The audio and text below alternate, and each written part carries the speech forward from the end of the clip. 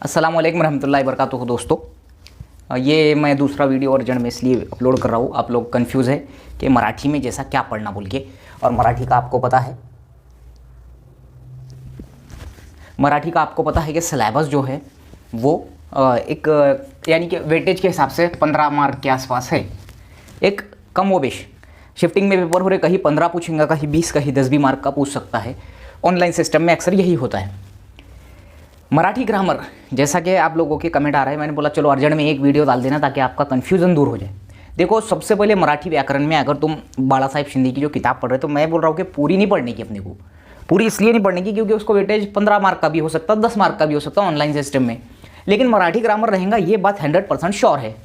तो यहाँ पर अपने को सबसे पहले मैं क्या क्या कवर कर लेना तुमने, जिससे तुम सेफ रह सकते हो वहाँ, इसके हिसाब से पढ़ के या रट के नहीं निकालना है, बस ये बात समझ लो, पढ़ के समझना है। तो उसमें क्या क्या ऐसा रहेगा कि तुम वो 15 मार्क मराठी के कवर कर सकते हैं आसानी से।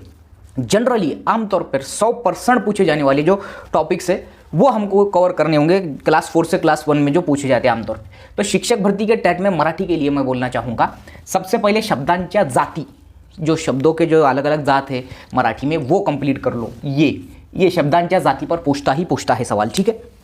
उसके बाद में है हमारे पास जो नाम और सर्वनाम, नाम सर्वनाम और इसके जो है प्रकार है, ये जो है ये टॉपिक कवर करो। ये इस पर अक्सर पूछता है, नाम पर पूछता है, सर्वनाम पर पूछता है, इनके टाइप्स पर पूछता है सवालात। और पिछले अगर टेट के उठा के देखेंगे तुम, तो जनरली ऐसे ही हिस्सों में से पूछा था उसने। उसके बाद में आता है हमारा अलंकार, ठीक है। ये अलंकार भी जो है इंपॉर्टेंट टॉपिक है। अगर मेन टॉपिक्स की मैं बात करूँ, क्या क्या कवर कर लेने होना हमने, तो ये चीज़ें उसमें ही 3 हो गए।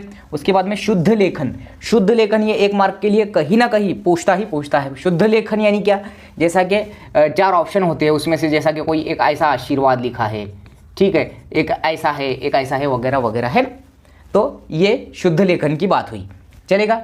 उसके बाद में शुद्ध अशुद्ध शब्द है, शुद्ध लेखन और उसके बाद में है शुद्ध और अशुद्ध शब्द। यानी कि बाला साहेब शिंदे के जो, अगर आप की जो किताब देखेंगे परिपूर्ण मराठी व्याकरण, उसमें ये तमाम चीज़ें जो मैं बता रहा हूँ बहुत ही बढ़िया तरीके से समझाई हुई है। तो लेखन लिखने का एक अलग अलग नियम होता है मराठी में। मराठी की जो देवनागरी लिपि होती है उसमें अलग अलग नियम होता है। उसमें एक होता है शुद्ध और अशुद्ध शब्द और शुद्ध और अशुद्ध लेखन, ठीक है। तो अशुद्ध और शुद्ध दोनों लेखन दिए हुए रहते, 4 ऑप्शन में से एक जो है शुद्ध लेखन चुनना होता है, शुद्ध शब्द चुनना होता है। उसके बाद में समूह दर्शक यानी कि मजमूई जो नाम होते हैं, है ना, जैसा कि केड्यांची चढत, हत्यांचा ताफा, और उसके बाद में क्या बोलेंगे हम, और वो बोलते हैं जिसको किसकी, जनावरांची झुंबड़, ये ऐसी जो चीज़ें हैं जिसको हम समूह बोलते हैं, यानी कि मजमूई नाम जो आते हैं जिसको हम बोलते हैं। तो वो ये बहुत इंपॉर्टेंट टॉपिक्स मैं बोल रहा हूँ जो कि कवर करके रख देना है आपको, और बहुत मेन है ये 10-15 मार्क के हिसाब से।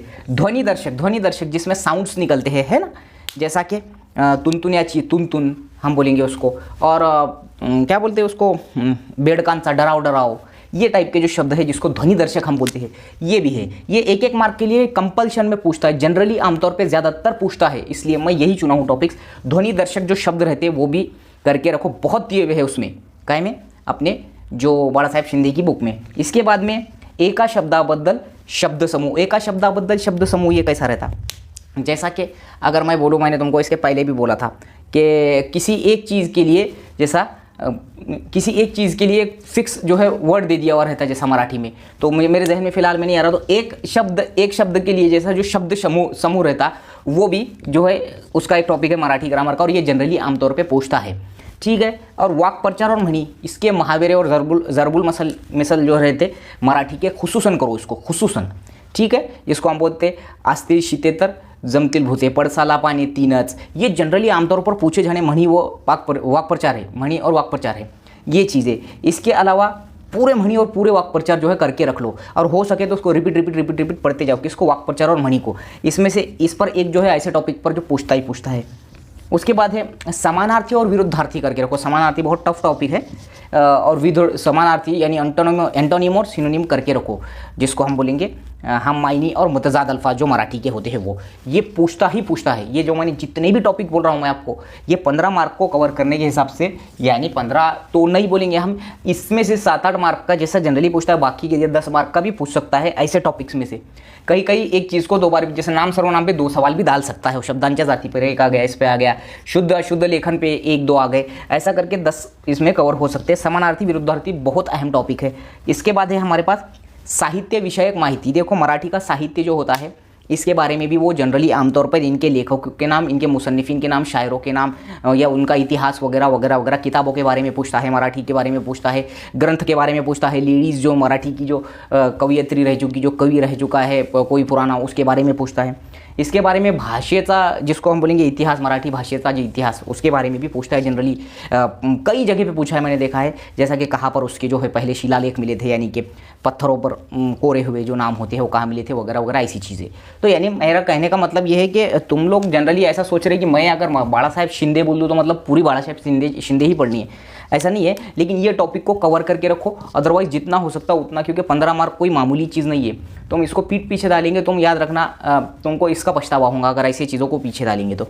अदरवाइज ये टॉपिक वाइज अगर बताने का रहा तो मैं पूरी कोशिश कर रहा हूँ कि उसको मैं समझा कर बता सकूँ। जैसा भी जब भी समय मिलेगा मैं आपको पूरा कोऑपरेट करूँगा इंशाल्लाह। वीडियो अच्छा लगे तो लाइक करो, कमेंट करो, उर्दू मीडियम में शेयर करो, और इसके हिसाब से जो है ये टॉपिक मैंने मेन टॉपिक्स जो है चुन के बताया आपको।